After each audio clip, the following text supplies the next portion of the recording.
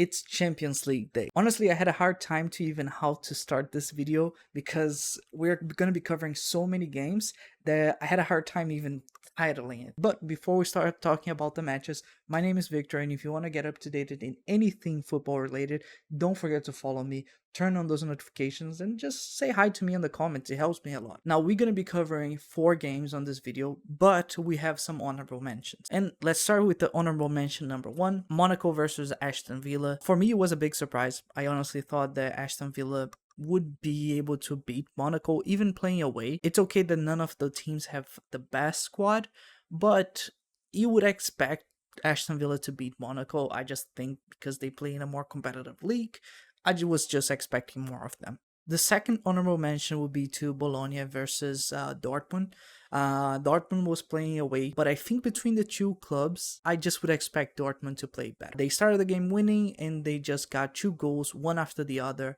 It was just a big surprise to me. Now to the main games of the night. We'll start talking about Juventus versus Club Brugge. I believe that that's how you pronounce it. So listen, if I tell you that Juventus versus Club Brugge was 0-0, the first thought that would come into my head is that, okay, Juventus played very aggressive probably, and Club Brugge probably just played very defensive, and Juventus just couldn't beat the defense. Well, you would be wrong. The game was very, very equal. Both teams had really good attacks and opportunities that they just couldn't convert, and both teams also played very well defensive. I mean, Juventus is Italian, so they play the Italian tactical style. It just impressed me that Club Brugge even have that many opportunities. We know that Juventus right now is not at its best that it's ever been, but it's still Juventus. And honestly, surprise will be the word of this video, because so many results went in a way that I completely didn't expect. The second game that we're going to talk about is Liverpool versus Lille. I have to be honest, before the games even start, I started already thinking what I'm going to talk about, how I'm going to name the video, how the thumbnail of the video is going to be. And when Liverpool was playing against Lille, my idea was, okay, I'm going to make a video about how Liverpool is so good, how they are on first on the Premier League, how they are on first on the Champions League, and how they have this really good momentum going. Well, after watching the Liverpool game, I decided to hold on a little bit. Don't get me wrong, Liverpool is really good. They are playing really good. But because they're playing so good, I expected a lot more from them. They were playing at home. Salah scored the first goal. They had the match on their pocket. They had the chance to score so many more goals, and they didn't. And Lille also had so many good opportunities.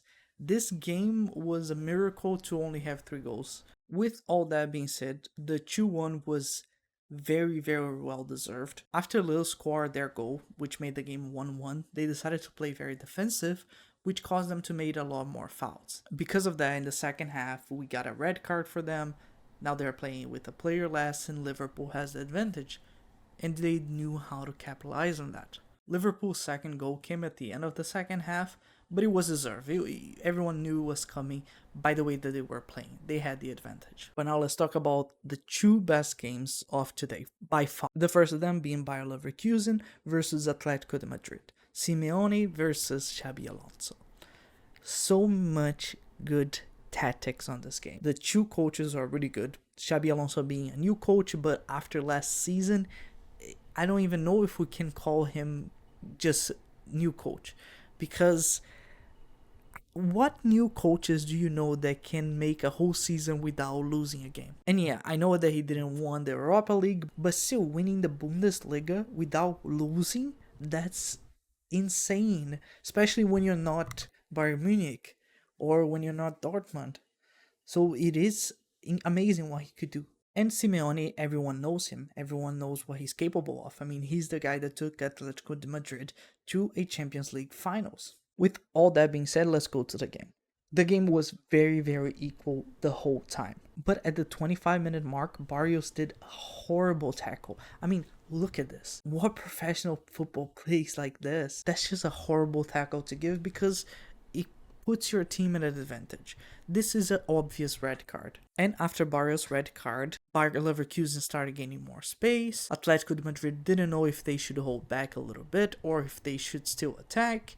And things were just not well set yet. But after a couple minutes, things kind of went back to normal, being balanced, even Atletico de Madrid having a player less. But at the very end of the first half, Bayer Leverkusen scored, and they went to the halftime with 1-0. Now, one thing important to say is that after Atletico de Madrid got the red card, they started pushing for fouls, started pushing for yellow cards for Bayer Leverkusen, and that ended up paying off in the end of the game. But we'll get to there. Still with a player less, they scored the first goal a little bit into the second half. And at the 75-minute mark, they were able to force a second yellow and a red card for Bayer Leverkusen. Even before the red card for Bayer Leverkusen, the game was still pretty equal. I mean, Atletico de Madrid had scored a goal with a player less.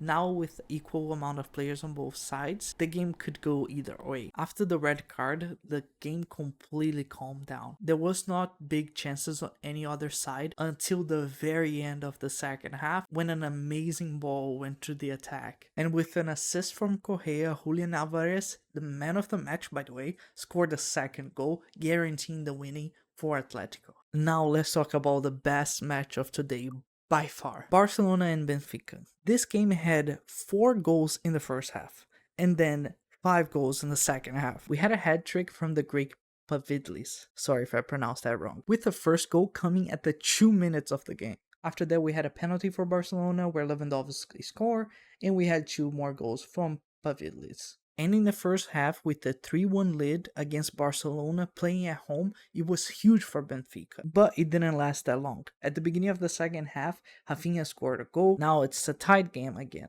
because you know that against Barcelona, 2 goals is nothing. But right after that, they score another goal, this time a own goal. And now Benfica had a 2-goal lead again, 4-2. But this is where things start changing. First, we got a penalty for Barcelona. Lewandowski scores again. This guy is a monster in penalties. Then, at the 89-minute mark, we have Garcia scoring 4-4, the equalizer. Everyone's thinking that, oof, the game is over. It's a tie. But you can never have this certain against Barcelona. The ref gave 4 minutes extra time. And let me tell you, it wasn't just Barcelona that was attacking. Both teams had really good chances of scoring all the way to the end of the game. It was to the point that I wouldn't be surprised if Benfica scored and they won 5-4. So at the 93-minute mark, 3 minutes into the 4 minutes that the referee gave, and we have this amazing attack from Benfica. I mean, the ball was bouncing on the box. Literally, someone just needed to kick the ball into the goal and they would probably score. But that didn't happen. And it didn't happen because one of the players claimed that he was pushed. The referee didn't give a penalty. He let the game go on. And right after the chance, the ball goes to Raphinha on the attack, on the counter attack. And no one can beat Raphinha with speed. Raphinha got the ball on the midfield, racing against another defender from Benfica. And there's just no way to beat Raphinha on a good run. He still had a chance to miss it because his first touch on the ball wasn't that good. But he cuts to the inside, kicks on the same corner, completely taking out of the keeper and out of the defender, and he scored 5-4. If you didn't watch any games today and you had the chance to watch one, watch this one. This one was an amazing game where things happen all the time that you couldn't know what was going to happen next. But don't miss out. Tomorrow we're going to have really good games. We're going to have Real Madrid playing against LP Salzburg, I believe. They are risking not to qualify to the next stage. We're going to have Manchester City versus PSG. Both are fighting to stay alive on the Champions League because they might not even go to the next stage. So don't miss out. And if you do miss it, don't forget, you're going to be able to see a summary tomorrow here. Thank you so much for watching this video, and I'll see you on the next one.